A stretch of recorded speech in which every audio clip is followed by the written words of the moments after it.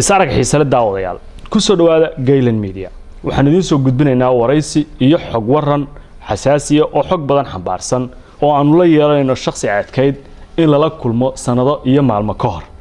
xog waraysigan xasaasiga waxaan ku gorfayn doonaa malafyo waaweyn oo xog badan ay dadka Soomaaliyeed ka hayn balse dhacdooyin dhacay oo ay yihiin kuwa taagan ilaa maanta la joogo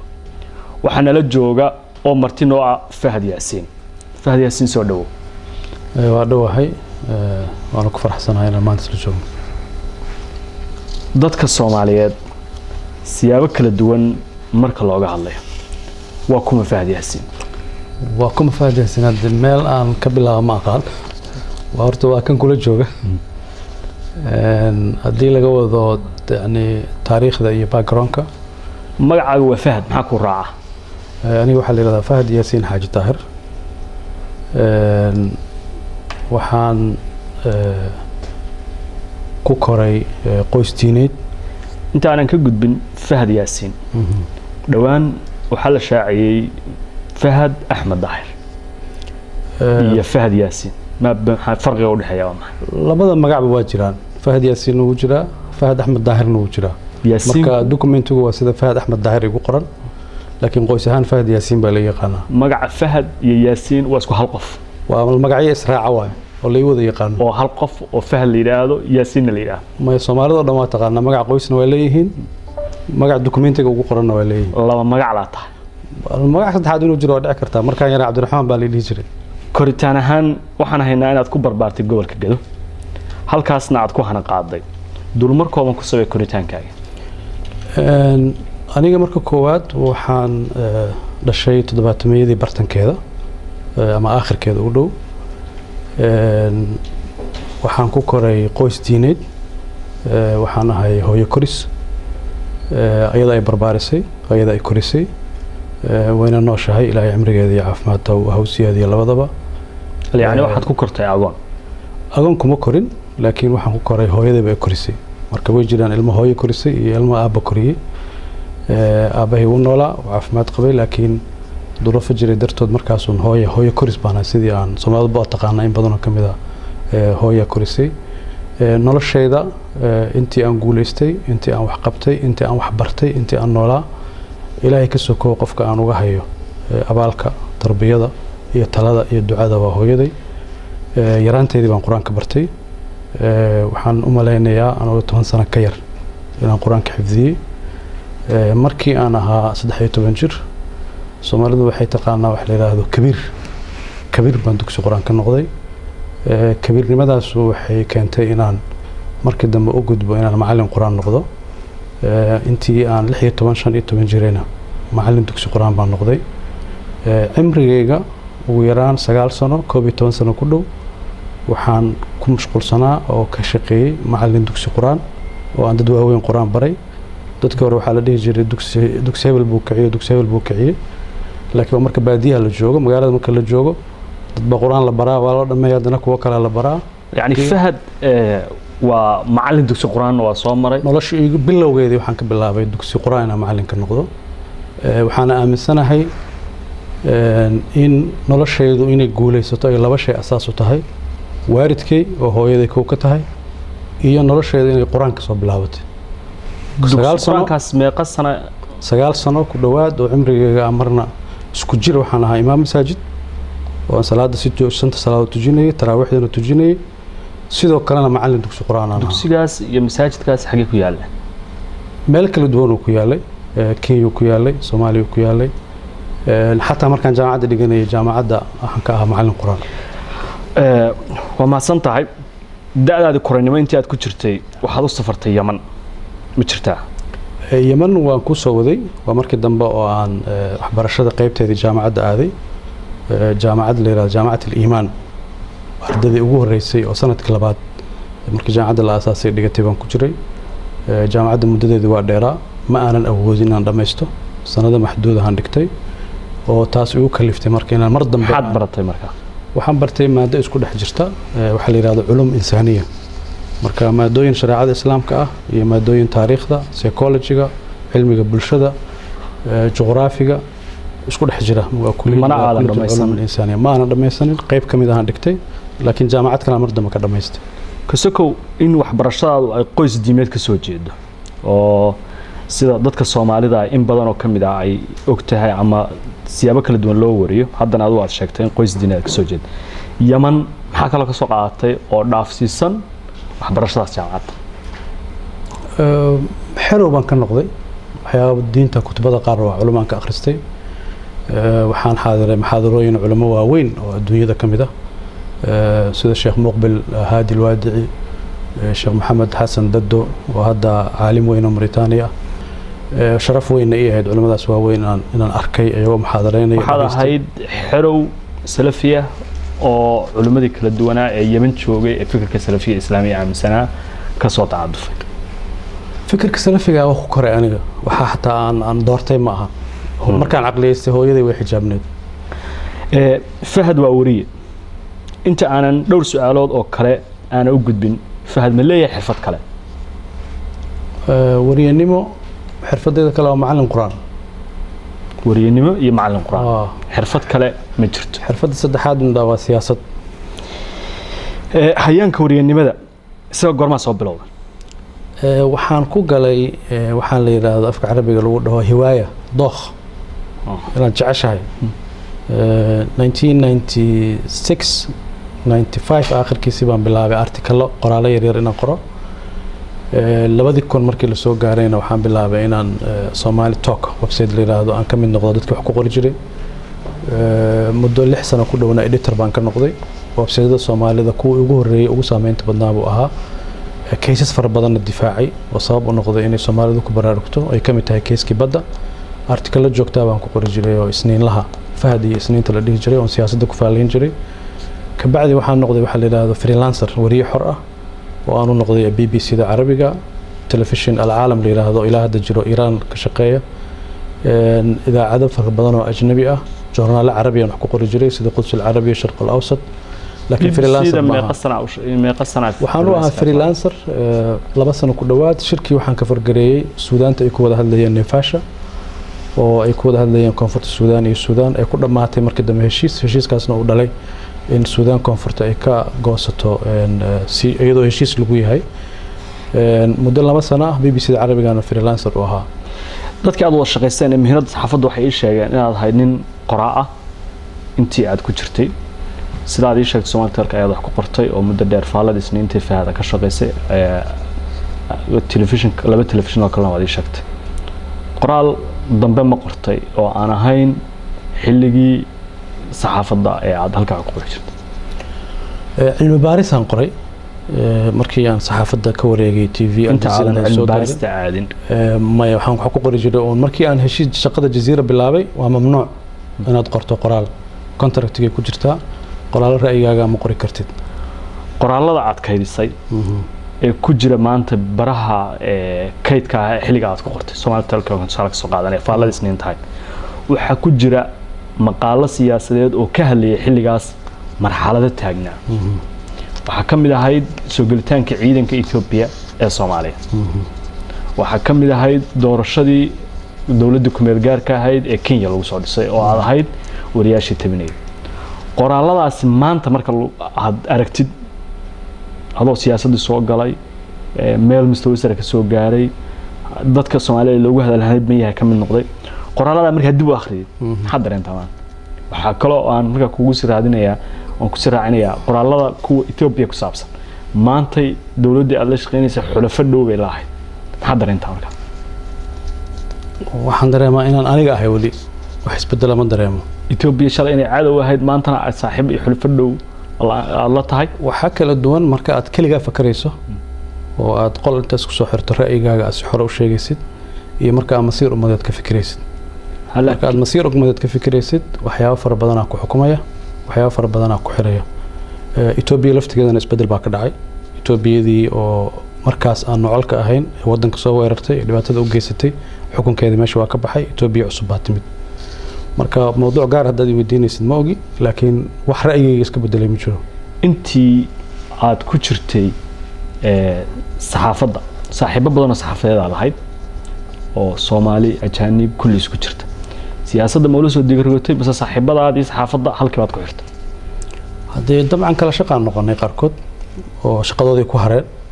anigana siyaasadii waxay kugu qasbaysaa dad cusub baad la shaqayn doontaa laakiin xiriirkoodii waa hayaa dadkii wanaagsanaa oo saaxiibka ahayn wali saaxiib baan nahay qaarkoodna siyaasadda ila soo galeen ba madaxda ugu sarreysa oo dalka saxaafadda ay ka wada shaqaynayaan oo hebel iyo hebel iyo hebel aan ku dhihi karo fahad wariye qoraal kaliya baahiye ayuu ahaa warbaahin caalami ayuu ka soo shaqeeyay maxay tahay sababta marka uu xilka yimid uu uga dhuntay warbaahintan aqaana marka qof warbaahinta yaqaana kuma cararo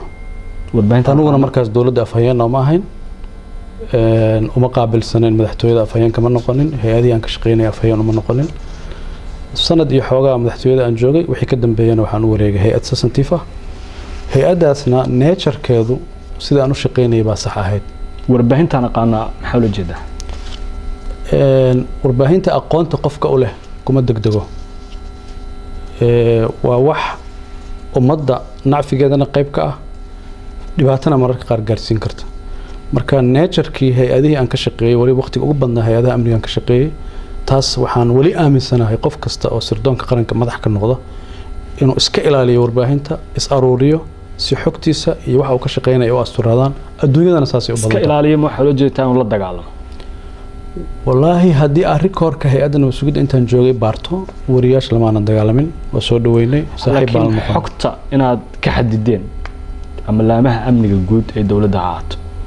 waliba aragtida adiga ay ka imaanaysa ayaa in badan la sheega oo aan ogaanay dad kala duwan oo xog raadiyay warbaahintu marar badan ka cabatay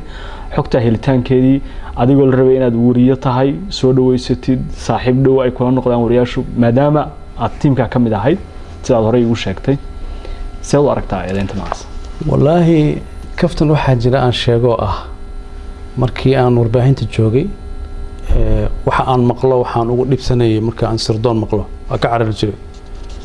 مركي عن سردون كسوء هذينا صحافة دوا كعرنا وارون هذا الكاس لكن لبعض الناتشر وشقة كل دون وريهون وربور هذه سردون كنا سربو قرية مركي شقة هذا واحد توحي سرين عن قريبة لكن هذي رمايني ورهلان دي وزارة الفافنتا جرتا وزارة الأعلام دبلجة جرتا هي هذا كل شغل يورك قدام تام بجرا لكن ضد إن عدو عرفتي مسكحة إن حكت الدولة القوابو أو ربعين تلاقي العاليو ولا فاف الريابو إلى هركة إذا أنت سكتوكتا ما يا وحال سكو قصيا إن أنا وربعين تسكت جابي شقدي عندك وهي درتت الدولة دوني وربعين تسكت جابي سي والله بدو كل دون ما قسم أيضا ولا ورئيس ما بحس ورئيس وقاعد جري لكن ورئيس أم بحيو مرة إذا عد ورئيس سيوا مرة يعني هالمرة هيد ما حسوس سيدا نو كلام شوغنو لكن ورئيس تي في وما أنا قال لي ورئيسنا يكنا أوريه الجزيرة انتهى السنة كشغينيس قيبتا ورا كاميرا كلا عليه اسكودر الجزيرة لأن نتورك والها الجزيرة شبكة الجزيرة وحاء الشقي تقريبا 12 سنة وحرير وحن كسب بلابي وريه وحن كسب بلابينا نقضي مدح حفيزك الجزيرة الصومالية عندنا وحن نقضي مدح حفيزك الجزيرة جيسك أفريقيا تضبط سنة كبعدي أما اللي سنة يبرك بعدي وحن وريه قيب كلا الجزيرة كم إذا لنا مركز الجزيرة للدراسات وقيبت علم باريستا ومركز هو رئيس اللي سميه إن أفريقيا قارن بريق أفريقيا أنا وكيل وجاها علم باريس حوق لبان سمين جرني قارن أنا قارن قري جري قارن أعطته حرسار جري هذا إلى آخر كاس أنا نقطة قفك أفريقيا لا يقاطع معك علم باريس الجزيرة من هذا ظهير كله فهذا حقوق كسبان وحلم إذا هدتك كل الجزيرة وشقينا ما يوقف الجزيرة ضلع كل يوم ضلع لكن أفريقيا صومالي مركز لقاها ليه أفريقيا لقى سياها ليه وقف كلية الجزيرة إلى مستوى صوماليا وحان أها قفك يجوه الرئي أو صوماليا والجزيرة وشقيا قفك يجوه الرئي والجزيرة وشقيا أنا جوها ما يبي إلا يابال مريه شقيا ذا يفعند وريه إلى أي علم بارو شقيا تفيق الجزيرة يعني نقطة كذب دولة القدر آد أيوكو كل صنعت وحنا نقطة قفك أي كلا هذا الشو ملف كذا أما أرميه هذا كوة جهان صوماليا وركاسي مرنبا وقار ما كان لسه مركان وريها ميا كان لسه وريه إلا سياسة داسوك وريه النمذج هذه مركان كوكوم سياسة دوان عادي دونا لكن وريه النمذج وحنا نقطة جيت الباب كدولة قدر مركا يدونس إنه كوجا تم معلومات كلا دوان حال كصوماليا iyadoo ay dawladihii dhisan yihiin ama ku meel gaar ah ama dawlad joogta haate qofka lala xiriiraya inuu faham noqdo saameyntaas sidee fahad ku keen ani ma aqaan xogtaas meesha ka heshay dawladda qatar aniga waxaan kala shaqeynayay aljazeera ee dawladda qatar iska leh ayaga maalgelisa hadda ka hor baan diblomaasi weydiiyey waxaan ku iri inta wariyay CNN u shaqeeyo masaafada u jiro dawladda Mareykanka baan u jiray dawladda qatar marka cidaan u shaqeynay aljazeera ahayd not dawladda qatar aljazeera dawladda qatar iska leh hadii CNN ba Mareykan ba iska leh marka qofka CNN u shaqeeyo dawladda Mareykanka u shaqeeya waxaan ma jiro xiriir fahad iyo dawladda qatar intii wariyaha ahaa ka dhaxeeyay oo ay u soo martay arrimaha Soomaaliya iyadoo aan dawladda Soomaaliya soo marin isaga soo wakiil hal qof oo mas'uul ah dawladda qatar ka tirsan ilaa dawladda Soomaaliyeed aan mas'uul ka noqday lama kulmin waliga lama kulmin waxa la kulmay waxay ahayd aljazeera iyo cidda madaxda ah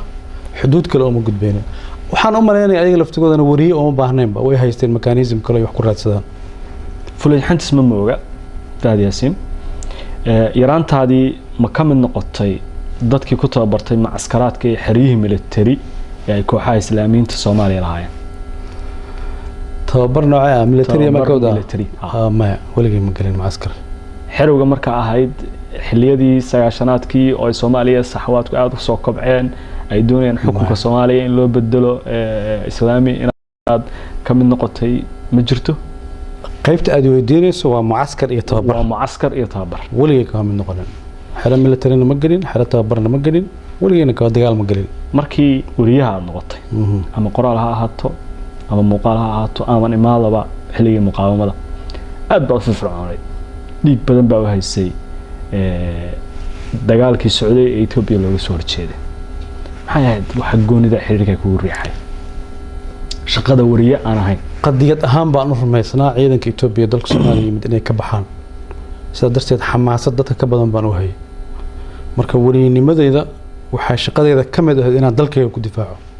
marka xilligaas dalka xaqiiqada sheego markaas laakiin dalkaaga difaacis waxaad aaminsan inaad tahay xuruudir dalkiisa la mid ah sida ninka dagaalamay xog dirir oo qori qaadanaya ma ahayn laakiin wariynimadayda waxaan ugu adeegayay ummadda Soomaaliyeed ciidanka ajnabiga ee u yimid inay ka baxaan waana u taagnaa wayna dhamaatay markii aad wariyaha noqotay xiriirka kooxaha islaamiyiinta aad la siyaaratay ilaa heerkee gaaray hada su'aasha sida u dhigaysa ma aqaano wariye waa inuu xiriir la yeeshaa cid kastoo niyo samayso si gaara kooxaha islaamiyiinta ee Soomaaliya salafiga ee dagaalamay ee aaminsanaa ma inta aniga wariyaha salafiyadu awood military ma lahayn marka aan wariyaha noqdo caalamiga noqday oo wariyaha aljazeera aan gaaray salafiyadu awood ma lahayn hada maxkamada u jeedo ma ogi xilligii ay Soomaaliya al-Ittixaad al-Islaami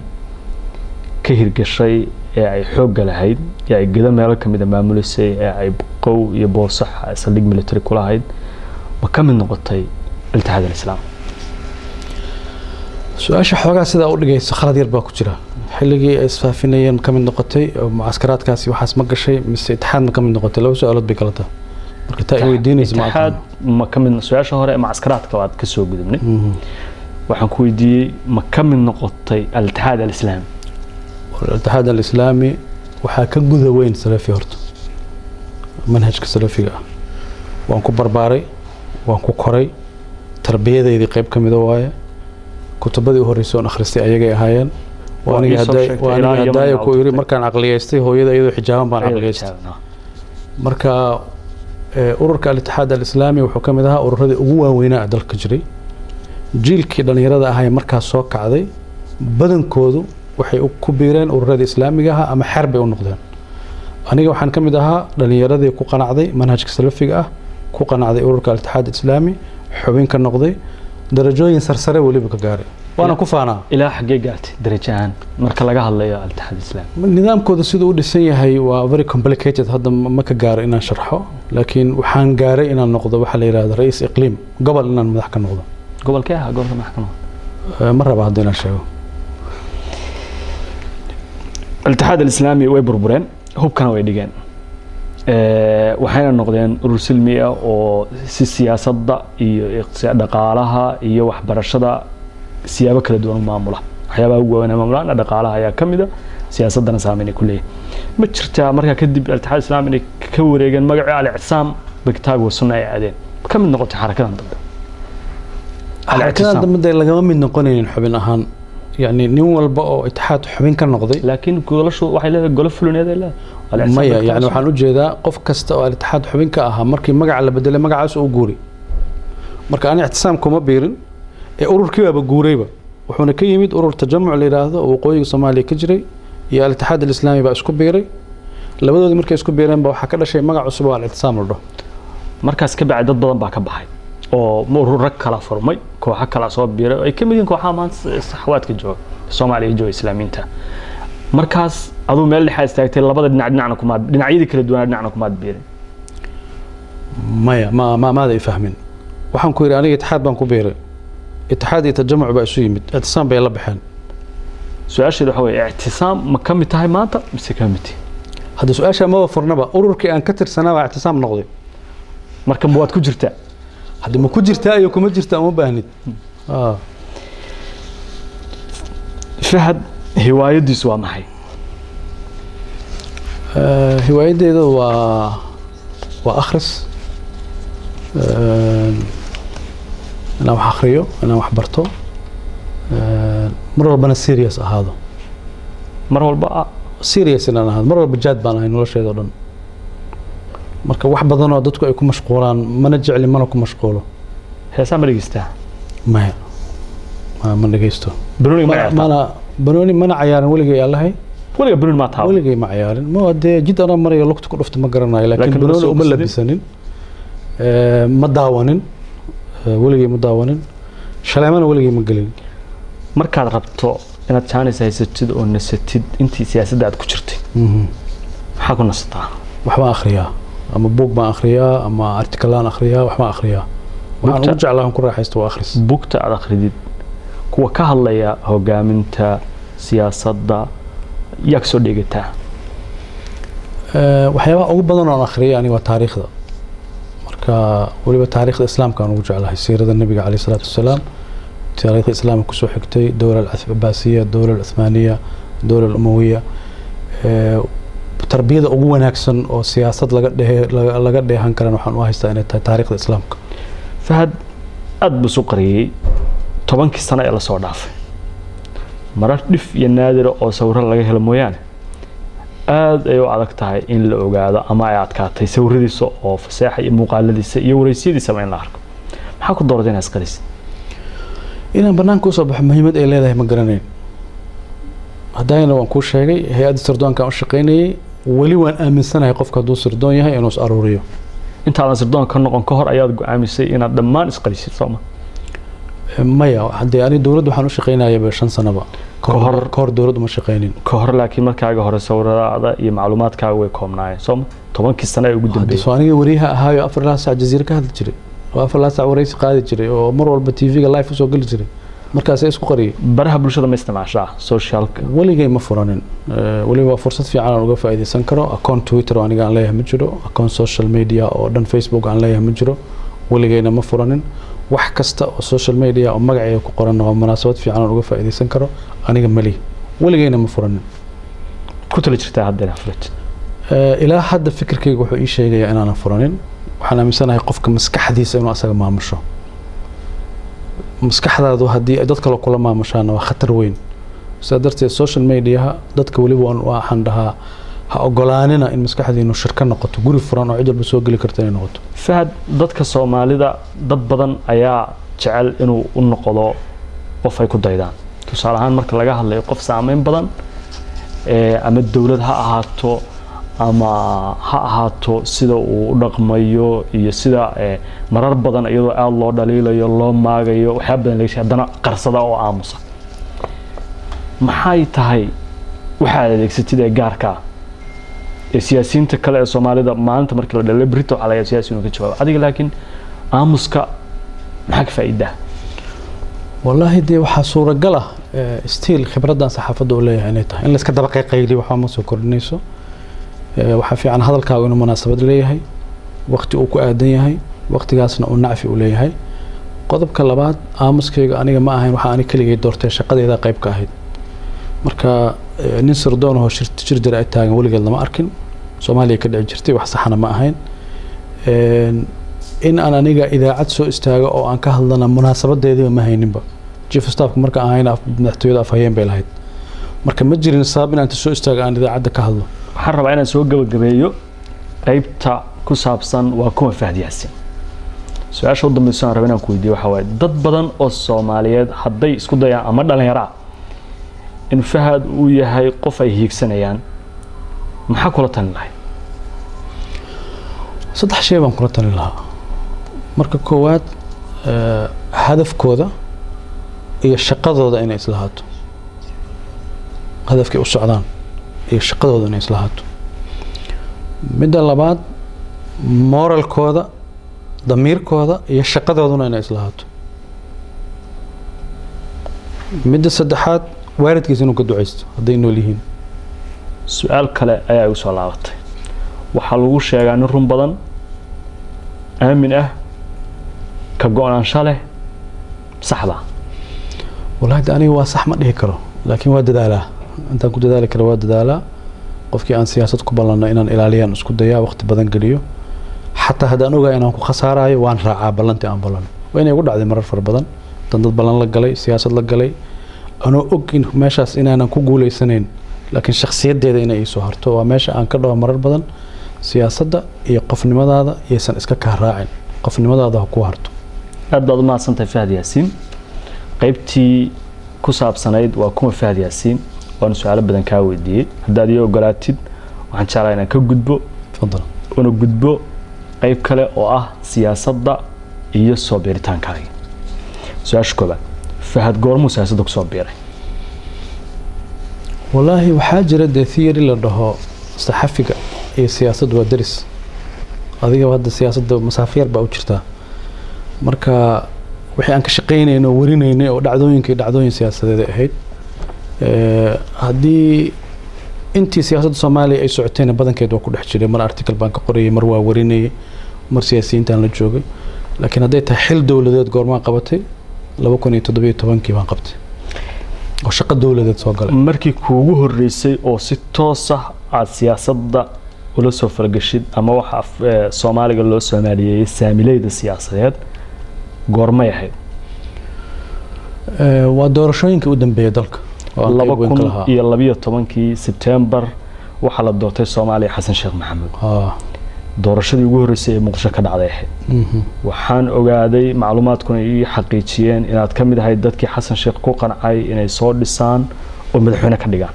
oo ololahaas qayb ka noqotay sax miya ololihii madaxweyne Xasan Sheekh 2012 qayb baan ka ahaa lacag aad ka soo qaaday dawladda Qatar in Xasan Sheekh Maxamuud la siiyay oo madaxweyne uu ku noqday 2012 ayaan haynaa macluumaad la xiriira saxba isma inaad ku qancisay dawladda Qatar inay taageerto madaxweyne Xasan Sheekh si uu madaxweyne u noqdo ma wax xaqiiqa ma waxba oo marka wariyaan baahaba marka uma baahnayn ba lacag laakiin waxa kamid ahayd kooxda ololaha madaxweyne hadii ololaha waxaan uga noqon karaa maskax waxaan uga noqon karaa connection waxaan uga noqon karaa dadka inaan u qanciyo u sheekeeyo oo saaxiibo u abuuro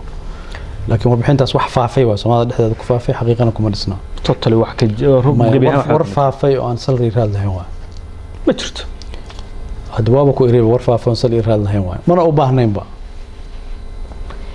2015 waxaad iska diiday xil wasiirnimo waa lagu magacaabay ra'iisul wasaaraha ku soo magacaabay wasiir baa lagu soo magacaabay waa ka cudud daaratay ayadan baarlamaanka la gaaray maxaa u cudud markaas dawladii jirtay inta aanan wasiirka la ii magacaabin anoo waliba ku ixtiraamaya kuna qadarinaya inay wasiir ii magacaabeen wasiirka dekedaha la ii magacaabay xukuumaddii waxay ahayd ra'iisul wasaare Umar Cabdirashiid xilligaas qanaacadeeda siyaasiga ah iyo qanaacada dawladda markaas jirtay isma waafaqsanayn marka waxaan diidanaa wax damiirkayga iyo qalbigayga iyo qanaacadeeda aysan raalli ka ahayn inaan ka mid noqdo saasaan uga cudur daartay si ixtiraam leh oo asturan baan uga cudur daartay imaanshihii madaxweyne Xasan Sheekh ee 2012 waxaa la bilowday kelmad la yiraahdo mulkiilaha dawladda dad badan waxay qabaan inaad ka mid ahayd mulkiilayaashii dawladdaas dadkii wax ka dhistay waliba kuwii foolaadka ahaa sidaan hore kuugu sheegayna dawlado kale cilaaqaadkood ama malafkooda hayay waliba xilligaas mas'uuliyadaadu ay dawladdaas qadar dhankeeda ka timid iyo saameynteeda taas ma sax baa mise waa qalad والله ده أنا واحد كم ده دنياردي الصوماليات مدحونا حسن الشيخ لما كنا لبيه طبعا قرب استاجي هو جان كيس أقبل سنة إنه ضلك هو جامي كشقيني دور كي أنقل هانا واقع لكن إن عاد مرضى مسقوتين يا شرتي وزير نودا السياسات كنت جدي سان حكت كوهايو منو شيء كرتها هل يلا بق وحيابها قناع على أنت كوغن عموي دي مركز دم بين الدولة دي كم نقطة مركز هنا دت كي لسه إنها كم نقطة والله هذا ما دام أي تهم مرحلة لصور ضعفي سنة بدان أي كسو وريجين إن الهوس وجود هذا مرة لكن سكون بنكو إرهداي قناعة السياسي جاهد يضمير كيجا يحبكي دولة لماذا مركز لو ما ملاعبك كلا دونا سدرتد وحنكو سمي انسحاب وانكر حبها مدحوين فرماجو انت اوصل مدحوينها هنقون حليق حسن الشيخ حكومة دا ساد وزير كديدي inaad ra'iisul wasaare la raadisay oo la u gashay in la magacaabo ay suuro gali weyday sida kadibna aad xukuumadda uga baxday taas ayaan haynaa maxaad ka leedahay way markaas waxay ahayd turkii koo madaxweyne xasan sheekh la doortay dadkii madaxweynaha u dhawaa qofba ra'yi qabay